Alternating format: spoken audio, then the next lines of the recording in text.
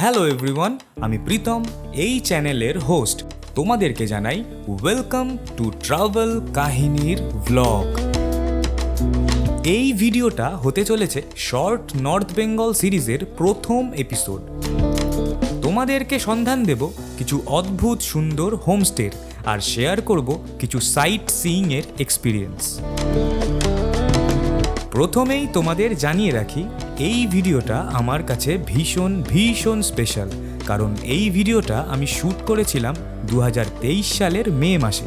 কিছু কারণের জন্য তোমাদের সামনে এই ভিডিওটা আনতে পারিনি, তবে ফাইনালি তোমাদের সামনে এই ভিডিওটা আনতে পেরে আমার খুব ভালো লাগছে।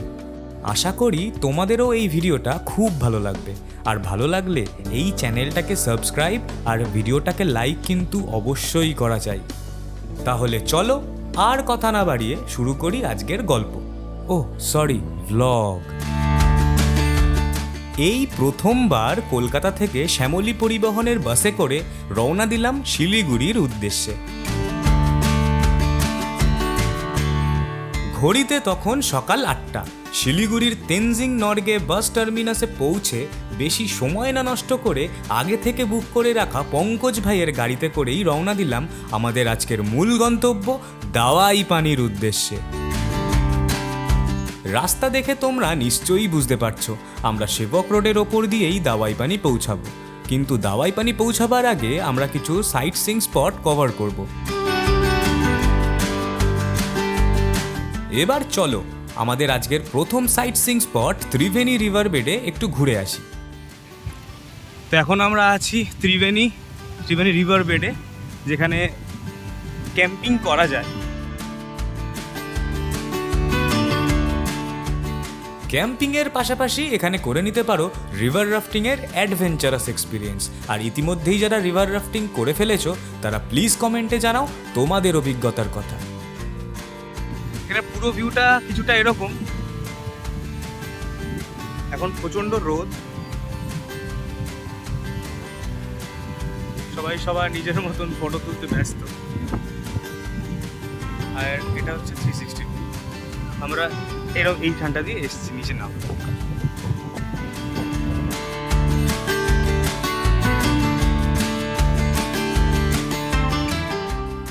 পথের বাদিকে তিস্তা নদীকে সঙ্গী করে আমরা এগিয়ে চললাম আমাদের দ্বিতীয় সাইট সিইং স্পট পেশক টি এস্টেটের দিকে।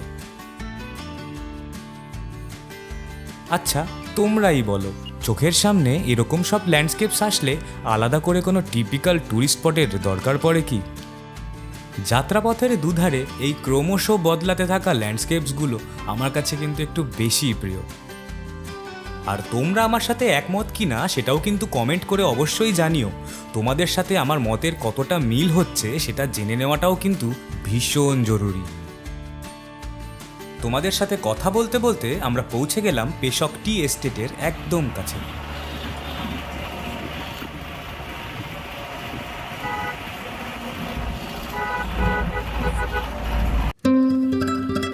আমরা চলে এসেছি পেশক টি এস্টেটের ভেতরে, আর ভেতরে এসে যা সব দৃশ্য দেখছি তাতে চোখ জুড়িয়ে যাচ্ছে। আহা, কি অদ্ভুত ফ্রেম না! ওপরে নীল আকাশ, দূরে উঁচু পাহাড়, আর চোখের সামনে সবুজের বাহার। এই সব দৃশ্য একজন পাহাড় প্রেমী মানুষকে যে কতটা শান্তি দিতে পারে তা আজ ভীষণভাবে অনুভব করছি। একটা মজার জিনিস, এটা পাহাড়ে আসলেই শুধুমাত্র দেখা যায়। আমরা এখানটাতে আছি, অনেকটাই রোদ আছে, আর আমরা দেখতে পাচ্ছি আমাদের ঠিক পেছন দিকে এখানে বৃষ্টি হচ্ছে। এই বৃষ্টিকে সঙ্গী করেই আমরা রওনা দিলাম আমাদের পরবর্তী গন্তব্য লামাহাট্টার উদ্দেশ্যে। তবে সামনে পথের বাঁকটা পেরোতেই বুঝতে পারলাম এই স্নিগ্ধ বৃষ্টিমাখা যাত্রাপথটার আনন্দ বেশিক্ষণ স্থায়ী হবে না। লামাহাট্টাতে জ্যামে আটকে থাকার কারণে আর লামাহাট্টাটা এক্সপ্লোর করা হলো না, এটা আমাদের ব্যাড লাক। তবে এতটাই জ্যাম হয়ে যায়, এতটাই দেরি হয়ে গেছে যে আমাদের কাছে উপায়ও নেই, তাই সোজাসুজি আমরা যাচ্ছি এখন দাওয়াই পানি। লামাহাট্টা ঘুরে দেখতে না পাওয়ায় মনের মধ্যে যত কষ্ট, যত আক্ষেপ জমেছিল তা এক নিমেষে উধাও করে দিল এই মায়াবী পথটা।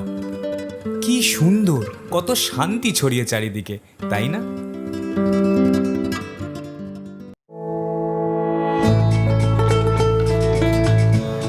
ঘড়িতে এখন দুপুর 2:30। আমরা একটু একটু করে এগিয়ে চলেছি আমাদের আজকের আস্তানা দাওয়াই পানির রোভার্স ইকো স্টের দিকে। আর তোমাদেরকে এই ফাঁকে জানিয়ে রাখি, আমরা পঙ্কজ ভাইয়ের গাড়ি হায়ার করেছিলাম মোট 3 দিনের জন্য, আর টোটাল ভাড়া পড়েছিল 10,000 টাকা। 2 দিন 3,500 টাকা পার ডে, আর একদিন 3,000 টাকা। তবে এই গাড়ি ভাড়া সিজনের ওপর ডিপেন্ড করে। তোমরা বুঝতেই পারছো রাস্তায় জ্যাম থাকার কারণে অনেকটাই সময় লেগে গেছে আমাদের। তাহলে চলো ঝটপট এই রাস্তাটা পার করে পৌঁছানো যাক আমাদের আজকের আস্তানায়।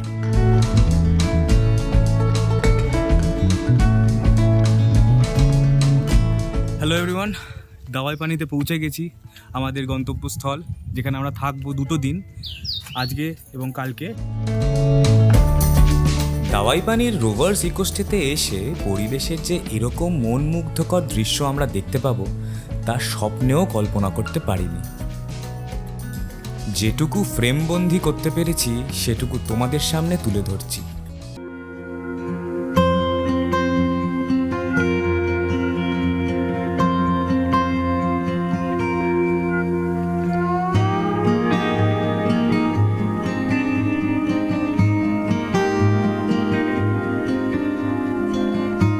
হঠাৎই যেন আকাশ ভেঙে একরাশ মেঘ নেমে এসে গোটা পরিবেশটাকে চাদরে মুড়ে ফেলল। তাই আজকের মতো ভ্লগিংয়ের চ্যাপ্টার ক্লোজ করে আমরা অপেক্ষা করতে থাকলাম আগামীকালের।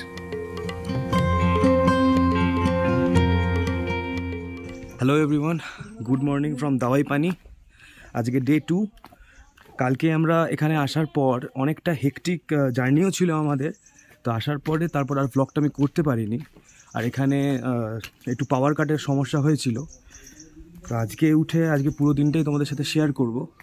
তো ডে 2টা শুরু করব তোমাদেরকে এখানকার সকালের পরিবেশটা দেখিয়ে। না, কাঞ্চনজঙ্ঘাকে দেখবার সৌভাগ্য আজ আমাদের হলো না।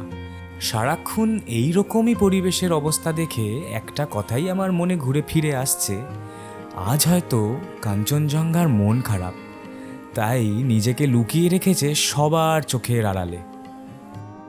সকাল সকালে চা দিয়ে দিয়েছে, এখন চা খাবো, তারপরে ব্রেকফাস্টও রেডি, ব্রেকফাস্টও করবো একটু পরে।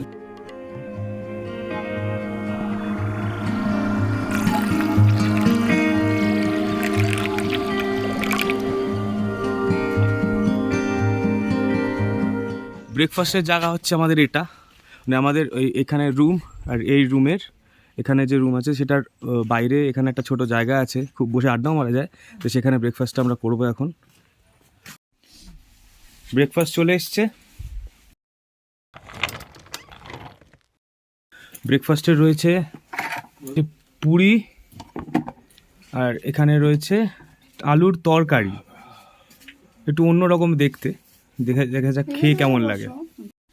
এই হোমস্টেতে যেখানে রান্না হয় এবং যেখানে খাওয়া হয় সেটা হচ্ছে এইখানে, দেখিয়ে দিচ্ছি। এটা হচ্ছে রান্না করার জায়গা, আর এখানে একটা ছোটো ঘর আছে যেখানে ওনারা থাকেন, যারা থাকে এখানে। আর এটা হচ্ছে খাওয়ার জায়গা, যেখানে বসে তোমরা ব্রেকফাস্ট, লাঞ্চ, ডিনার করতে পারো। আমাদের সাথে এখন सुमन भाई आचे, तो सुमन भाई बोलबे एखानकार एक्सपीरियंस है। सुमन भाई, कितना दिन हुआ है आप यहाँ पे काम कर रहे हैं? यहाँ तो 5-6 दिन हो गए। 5-6 दिन हो गए। तो यहाँ पे कैसा नज़ारा रहता है? यहाँ पे हर दिन ऐसा ही होता है? ना, 360 व्यू होता है कंचनजंगा का, और यहाँ पर पैंथर वगैरह सब मिलता है। यहाँ पर स्नोफॉल भी होता है कभी दिसंबर महीने में। हाँ, यहाँ का जो मौसम है वो बढ़िया रहता है। बढ़िया रहता है। हाँ जी। तो दिसंबर महीने में आप यहाँ पे रहे? हाँ, हम यहीं गए, लोकल है। हम एक बार गाड़ी लेकर नीचे आ रहे थे तब देखा था, ब्लैक कलर का, यहाँ आगे थोड़ा आगे मिलता है। तो यहाँ पे ब्लैक पैंथर रहता है? हाँ, यहाँ पे रात को नहीं चलना चाहिए, लेकिन वो हो जाएगा ना, एक्सीडेंट वगैरह हो जाएगा। जो लेपर्ड तो यहाँ पे रहता ही है, मतलब आप लोगों ने भी देखा है यहाँ पे, मैं भी सुना हूँ, सौगतदा ने भी बोला था मेरे को, तो आप खुद देखे हैं? हाँ जी। वो ब्लैक पैंथर तो बहुत रेयर होता है, फिर भी यहाँ पे है कहीं कहीं पे, वो तो लाकीस्ट पर्सन को ही दिखेगा। এই যে আমাদের সেকেন্ড টাইম চা দিয়ে গেছে, 2টো লিকার চা দিয়ে গেছে আমার আর আমার বন্ধু দীপের জন্য, আর 2 ম্যাডামের জন্য মিল্ক টি দিয়ে গেছে। বেরিয়ে পড়লাম দাওয়াইপানির গ্রামটা ঘুরে দেখতে। এখন আমরা সবাই যাচ্ছি, চারজনেই দাওয়াইপানির গ্রামটা একটু ঘুরে দেখবো কীরকম, তোমাদেরকেও দেখাবো। আর যেতে যেতে যে পথটাও তোমাদের দেখায় যে কীরকম লাগছে যেতে।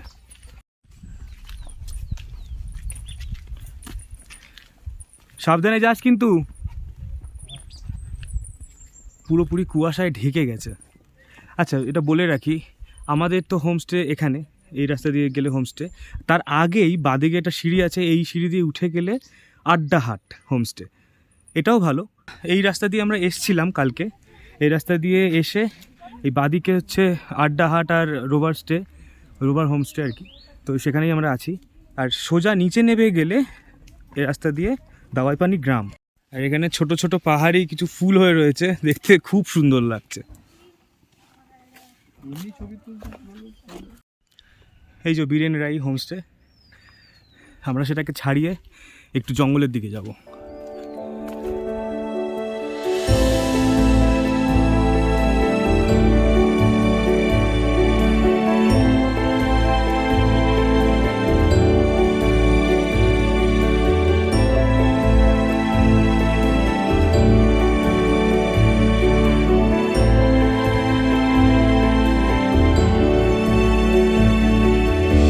তোমরাই দেখো, পাহাড় যেন একদল মেঘেদের পাঠিয়েছে জঙ্গলে আমাদের স্বাগত জানাতে।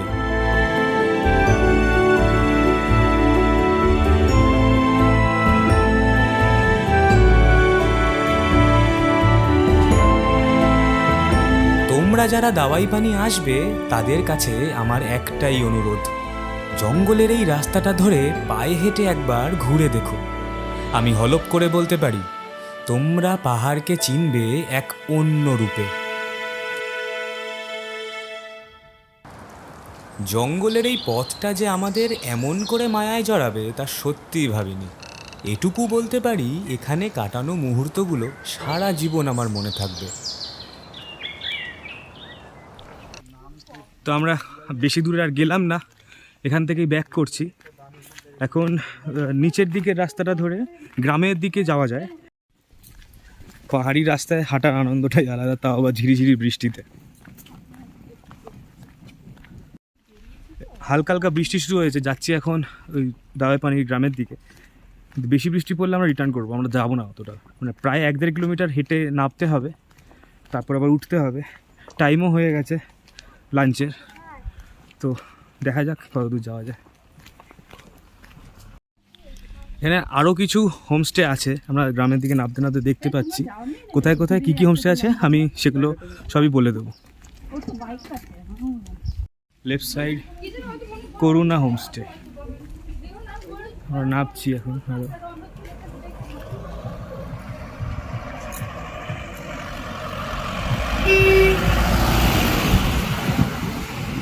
এখান দিয়ে ভিউটা দেখো একবার, এত ব্রিজিং হচ্ছে।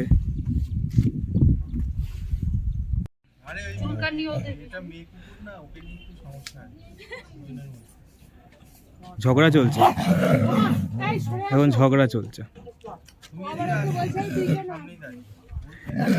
ওদের ঝগড়াটা, ওরা ঝগড়া করে নি, আমরা সাইড দিয়ে কেটে পড়ি। তো কিছু হোমস্টে আছে এখানে, এখানে হোমস্টের অভাব নেই যা দেখছি। আমাদের হোমস্টেটাই একটু ওপরে, এই গ্রামের মধ্যে অনেক হোমস্টে আছে, প্লাস লোকালসরাও থাকে এখানেই। গ্রামের দিকে যেতে আরও কিছু হোমস্টের মধ্যে কাঞ্চনজঙ্ঘা হোমস্টে, এটাও ভালো, দেখতে তো সুন্দর। আমরা এখান থেকে রিটার্ন করব, আমরা আর যাব না। আমার পেছন দিকে দেখতে পাচ্ছি এই রাস্তাতে আরও নিচে যাওয়া যায়, তবে আমরা আর যাবো না, আমরা এখান থেকেই রিটার্ন করব। মানে অনেকটা লেট হয়ে গেছে আর লাঞ্চের টাইমও হয়ে গেছে।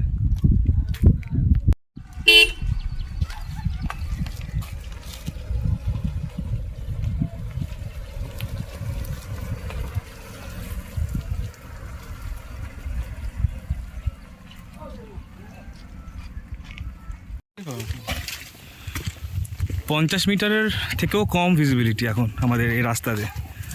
50 মিটারটা অনেক বেশি বলে ফেললাম। একটা ছোটোখাটো ট্রেক হয়ে গেল আমাদের হোমস্টেতে আসা অবধি। কাছে কি আছে দেখে নাও, ডিম, ডাল, এটা আলু কুমড়োর তরকারি, পাঁপড় ভাজা, পটল ভাজা, পেঁয়াজ আর ভাত। গরম গরম ভাত, ধোয়া উঠছে, দেখতেই পাচ্ছ। সব কিছু ফ্রেশ, সব কিছু ফ্রেশ। লাঞ্চের পরে আমরা একটু জিরিয়ে নিচ্ছিলাম, তবে চোখ যখন খুললো তখন বিকেল পেরিয়ে সন্ধে। এখন বাজে প্রায় 6:45। এখন এসছে মোমো। ভেবেছিলাম বাইরে বসেই খাবো মোমোটা ঠান্ডার মধ্যে, কিন্তু এতটাই ঠান্ডা যে বাইরে বসা যাচ্ছে না। বেসিক্যালি হাওয়া আসছে, প্রচন্ড হাওয়া আর ফগ। টেস্ট কিরকম? এরপরে প্ল্যান আছে বনফায়ার করার আর সাথে বারবিকিউ চিকেন, কিন্তু জানি না কতটা সম্ভব হবে। যা ওয়েদার, তাতে মনে হচ্ছে না ওটা সম্ভব হবে। চলে এসছে চিকেন ফ্রাই। দুঃখের বিষয় আজকে করা গেল না বনফায়ার আর বারবিকিউ, তাই চিকেন ফ্রাই দিয়ে স্বাদ মেটাতে হবে।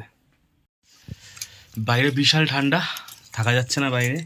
এখন ডিনার করছি আমরা। এখন 10:30 পেরিয়ে গেছে রাত। দেখা যাক। এখন আছে ডিনারে চিকেন আর রুটি আর ডাল দিয়েছে আর ফ্রেঞ্চ ফ্রাই। এই যে চিকেন, রুটি, ফ্রেঞ্চ ফ্রাই আর ডাল। আর আজকে আমাদের এখানে একটা থালা কম দিয়েছে, তাই আমার এটাই সঙ্গী। Good morning everyone.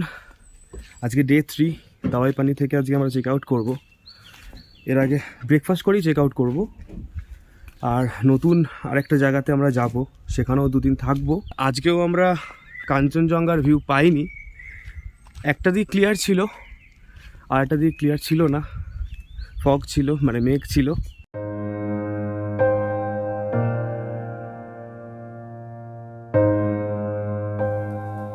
মাইটি কাঞ্চনজঙ্ঘাকে প্রথমবারের জন্য দেখতে না পেয়ে যে মন খারাপ করছে তা অস্বীকার করছি না, তবে এটা ভেবে ভালো লাগছে যে যখন আমি প্রথমবারের জন্য কাঞ্চনজঙ্ঘাকে দেখব তখন তোমাদেরকেও আমার পাশে পাবো।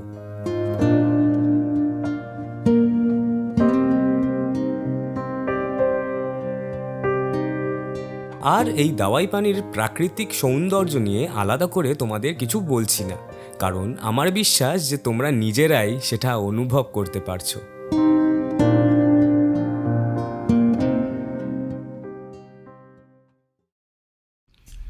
এখান থেকে চেক আউট করে কিছু সাইট সিইং করে তারপর আমরা নতুন ডেস্টিনেশনে যাব, যেখানে আমরা স্টে করব।